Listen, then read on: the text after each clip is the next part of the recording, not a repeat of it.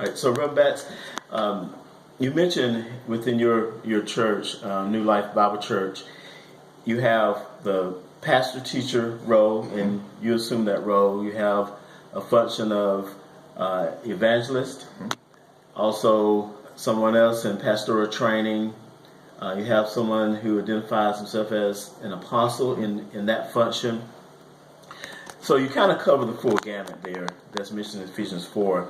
But what are some of the strengths and weaknesses that you may see in your church, even though you cover most of those offices that are identified as the fivefold ministry?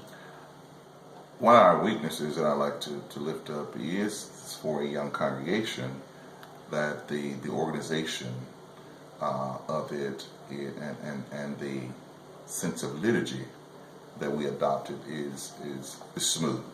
Mm-hmm. I say that because we have a lot of church folk come and check us out, mm-hmm. older church folk or programs, fellowship, and we always hear, "For y'all just started this church, y'all act like y'all been around a long time." Mm-hmm. So I don't know if they're looking for a lot of glitches and imperfections. Of course, there's no perfect church, but when you know what you want and you organize yourself and prepare for it, that's what you present. So that's actually one of your strengths. Our strengths. Okay. Our weakness, I think, would be because we are a founded congregation, we're not adopted by or came out of a mainline mm-hmm. Movement / denomination. Then there is no standard, though we are creating it, and we do have some mm-hmm. that we're still writing presently as we speak. But there is no denominational measuring tools mm-hmm. that protects the leader / pastor mm-hmm. and the congregation. Say, for instance, a book of discipline, mm-hmm. Church denomination discipline. Within that book, that has guidelines, right. laws, rules for the pastor, for the congregation, for the officers and the offices of the church. So you have a general tool that everybody's measured by. Well, within our denomination, which is a non-denomination within our church, there's nothing there to keep measure. Now, thus far, it has not raised its head, and that is one of the strengths of being a founding pastor. You can almost do what you want to do, within reason and within confines. Right. But I think, if I happen just to not wake up in the morning, there are some small measures in place, but by far and large, there's no one particular way to say, this is how we do it. Okay. This is how it's to be done, and things of that nature. Now, I've verbalized some things with them. The literature that we've started to write, our vision statement, our purpose, and this and that, is wonderful and it's in place. But for its reinforcement, there's not a government. Okay. Say, for instance, like a Methodist church or Catholic church, whereas, orders come from here, whether the people like it or not. Right. So it's sort of like a bit of an autonomous. In organizing your church, you just mentioned vision statement, and mission statement. Did you go through a full strategic plan with the membership, or since you organized the church yourself, did you pretty much take on responsibility of laying all that out from the onset? I laid it out from the onset, but the entire membership went through rigorous training because it was new. Because it was never done before, because they didn't know where we're coming from, where we're going, then I took good time, to strategically go through it for 6 months. Okay. Now, that did not stop, but that was the core of our organization structure. Okay. So, I felt good about that. At least when we started, we gave the people some tools or some tidbits, I might say. Sure. That we adopted. Okay.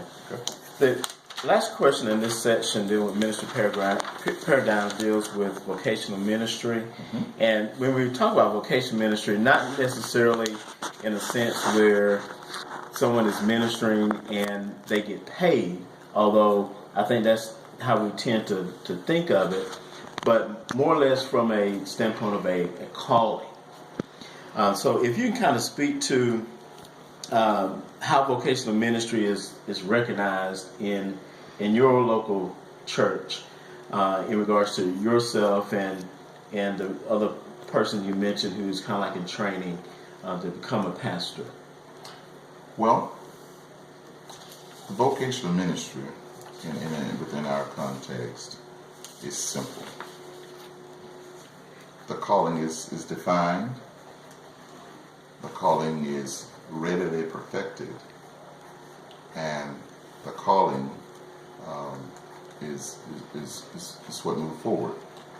A part of who we are, our vision to build, equip, and inspire, producing disciples. All right. Mm-hmm. Now, of course, when we talk about the vocation of ministry, and that helps the ministers, the elders, to more define his or her calling, themselves, their expertise in ministry. I had one in particular that I just had to come to the consensus that she can't preach. Okay. Okay. So then I had to regress. Okay. But we were having ministerial training classes. Okay. And she started out doing okay, but that soon dwindled away. That's not her strength. That's not her area. That's not her vocation. She has, since. Remember I talked about the two evangelists. Yes. Okay. Within that role.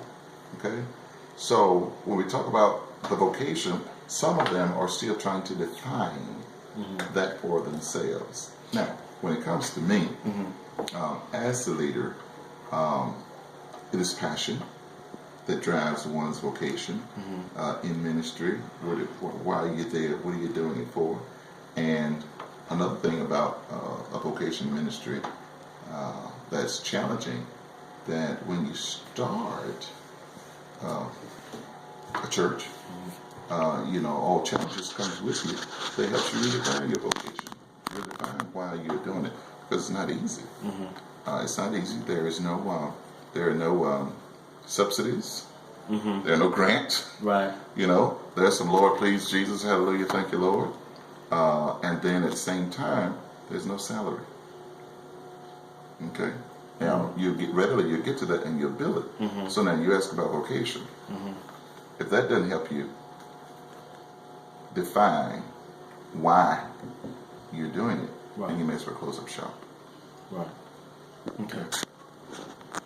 So now let's move into the second segment of the conversation, dealing primarily with equipping systems. And when we talk about equipping systems, we're more or less referencing a different paradigm, if you will. And this paradigm is primarily concerned with making disciples. So you had mentioned discipleship earlier on in our conversation as it related to, I think, your mission statement.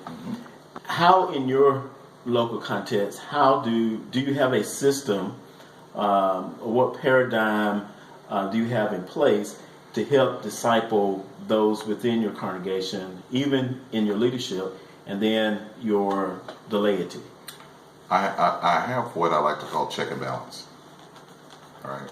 And when we talk about making disciples, there's a collective effort, one, and then there's an individual effort, two. And when we talk about it collectively speaking, everyone comes together, everyone hears the same message, the same desire, the same focus at that given time, and then the job, the tactic is broken down, okay, to have a leader within that group to ensure that that leader stays in constant contact and communication with the pastor. Okay, to make sure that everyone's on board. And then if the leader define some imbalances, then we come back and revisit to see what's going on. Okay. So you have the vision, and then you have one who helps facilitate the vision, and then you have the people who responds to carrying the vision out. Okay. All right. So that is how the discipleship is done. And when you think of the back to the original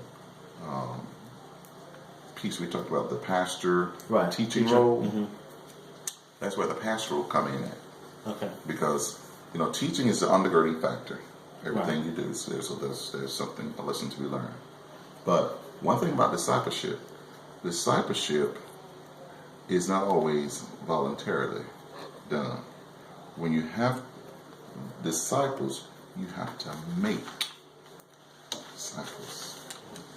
All right. Now that's a forceful tactic. We go around the top, the bottom, the side, and all that kind of stuff. Because you got to put people in this mold for them to do what you want them to do.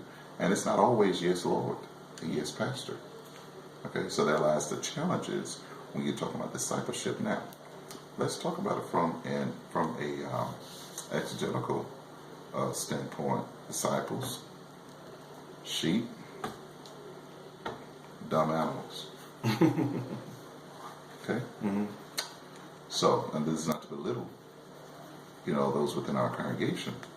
However, you're the leader.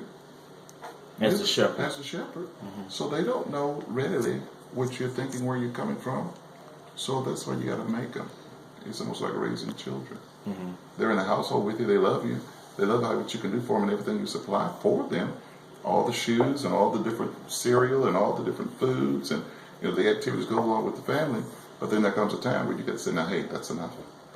Do you have formal training sessions with your leadership and in the congregation? I have a training monthly with the leadership of the church, and bi-monthly with the congregation. Okay. And how do you determine the type of training that you will employ with the leadership or the congregation? Is it situational, or does it derive from your strategic plan? Both. It's Okay. a mix. Okay. It's a mix, and we have our agendas.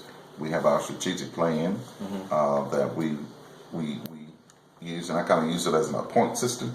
Mm-hmm. And also as a measuring tool to see where we are, Okay. as well as observation. Okay. To see what's going on. Okay, and maybe we thought we had it pretty good, but we need to go back and revisit. Okay. That kind of thing. So you would say the measuring you do by you having these trainings and in the direct contact with the laity as well as with your leadership. That's a way of you establishing mile markers, as we call them. Absolutely. Okay. Absolutely. To check in and see where they are. Absolutely. Take their temperature. Absolutely. Okay. That's that little check and balance I was talking about. Okay. All right. And not only by visual, okay, but as well as for each setting, there is a recording secretary. Okay. Okay. And in addition to that, I have my own notes. Okay. And spiritual discernment as well. Okay. Is there a formal way in place right now at your church to help people identify what their spiritual gifts may be? Not totally.